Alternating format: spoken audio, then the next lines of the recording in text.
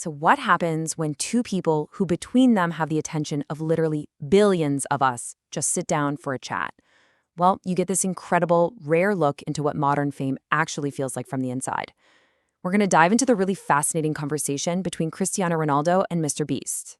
I mean, just think about it. On one side, you've got Cristiano Ronaldo, the king of football, a true global icon, and yeah, the single most followed human being on Earth. And then on the other side, you have MrBeast, the undisputed king of YouTube, a guy whose videos aren't just videos anymore, they're global events. They are both at the absolute peak of two completely different, yet unimaginably huge worlds. So that just makes you wonder, right? What in the world do these two guys even talk about?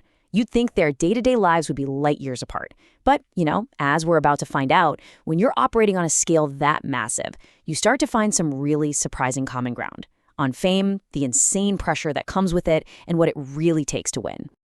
Okay, so that brings us to our first big idea, the billion-follower club.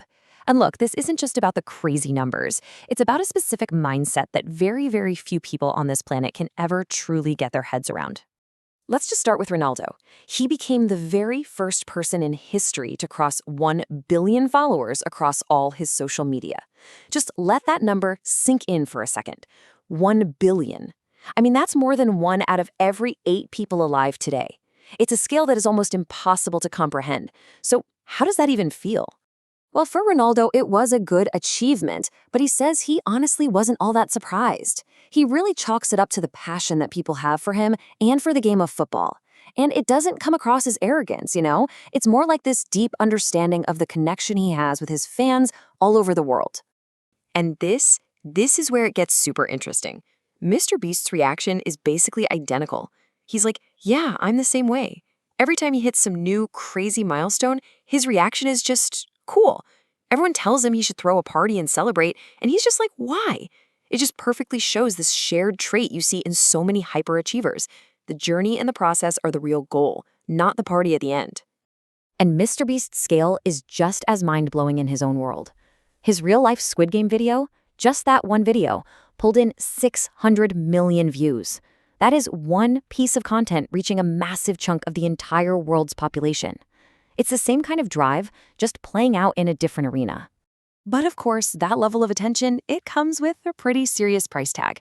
So let's move on to our next section to see how this all connects. The prison of public fame, a life where the whole world is literally watching your every move.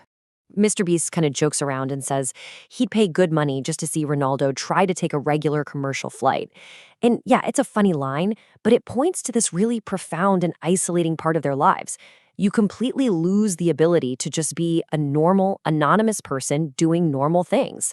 So what would happen if one of them just went online and booked a regular seat on a flight? Well, the reality they describe is way more chaotic than you could probably even imagine. MrBeast basically paints the picture for us. You'd have people running up and down the aisle, trying to get photos. The whole plane, he says, would just turn into one giant photo booth. It would get so disruptive that the flight would probably just have to be canceled altogether. And for Ronaldo, this isn't some hypothetical. He says he hasn't flown commercial in so many years. And this craziness, it's not just when they travel. MrBeast tells this absolutely insane story about a trip to Chile where fans found out which hotel they were in and swarmed the place. They started knocking on every single door, creating such a huge frenzy that the entire hotel had to be evacuated. Can you even imagine that? That's the kind of thing they deal with just because of who they are. Okay, so we've seen the unbelievable highs and the pretty intense lows of their fame. But how do they keep it all going? Let's get into the secrets of the content game, where their fields might be different, but that relentless drive to perform is exactly the same. So when it comes to his own content, MrBeast has this shockingly simple, almost blunt strategy. He just puts it out there. My fans love watching me suffer. And you know what? He absolutely delivers on that. I mean, think about this for a second. 7 full days buried alive inside a coffin with 20,000 pounds of dirt on top of him. He said it was so awful he couldn't even move for a week after he got out. Then there was 7 days in solitary confinement, a padded, soundproof room where the lights were always on, and he totally lost track of time. He just called that one so hard. and another 7 days stranded on a deserted island, which he said made him want to die. The guy literally puts himself through hell because he knows that's what his audience connects with. It's like performance art taken to its most extreme level.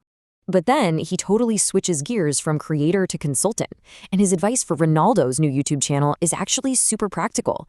He suggests things like collabs with other huge names, like Tom Brady. He tells him to film reaction videos to his own iconic goals, do quick, timely 5-minute talks right after big games, and he even gives him a pro-level YouTube tip for his thumbnails. Keep your mouth closed, because it's less cringe. And all of this kind of builds to the final and maybe most fascinating question of their whole conversation. What's the end game? I mean, when you've already reached the absolute top of your profession, what's next? And on this one point, their paths completely split. Ronaldo, who's 39, he has this really clear, heartfelt goal. He wants to play for maybe 3 more years, just long enough so he can share a professional football pitch with his son. But MrBeast, who's only 27, has a totally different plan. When they ask him when he'll retire, his answer is just never. He says he'll probably still be doing this when he's 90 years old. But why? What drives someone to never want to stop? For MrBeast, stopping is just unthinkable. He asks, what would I do? Watch TV? See, he doesn't see his channel as just a job. He feels like he's building a company. The creation, the strategy, the growth, for him, that's the game. And it's a game that doesn't have a final whistle. And that kind of leaves us with this one last thought.